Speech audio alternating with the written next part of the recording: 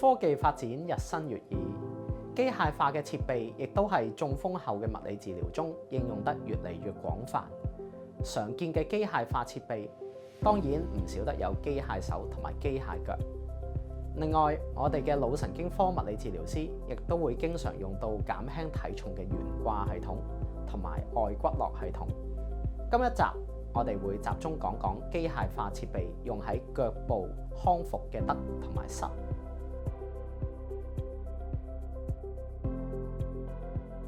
喺2025年7月發布嘅一篇系統性文獻回顧同埋統合分析，亦即係醫學文獻中高質素嘅報告，當中總結咗23份臨床嘅研究，合共有907位嘅中風病人，得出結論就係機械化嘅步行訓練能夠有效咁樣輔助到傳統中風物理治療嘅效用，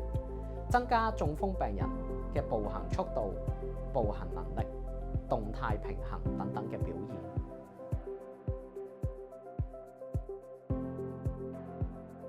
現實中通常頻密咁樣用到機械腳，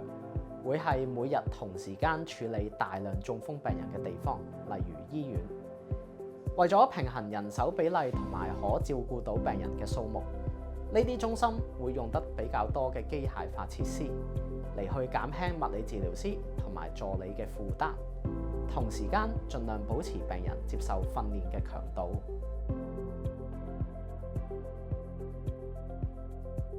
而喺醫學文獻中，機械化設備的確可以提高病人接受訓練嘅重複次數。不過臨床上有幾方面機械化嘅設備係力有不逮嘅。首先，當病人啱啱中風後，半邊身嚴重偏癱，淨係得0分，需要腦神經科物理治療師一啲特殊嘅手法同埋針刺嘅刺激，先可以令到病人開始掌控到自己嘅身體同埋腳部。而呢個時候再接受機械化嘅設備，先會開始起到效果。另外，當中風病人唔係淨係滿足於可以起到腳、行到幾步，而係想要一個更加正常嘅步姿，就會需要物理治療師單獨咁幫病人再調校腳部唔同嘅部位控制，以及係起動嘅角度。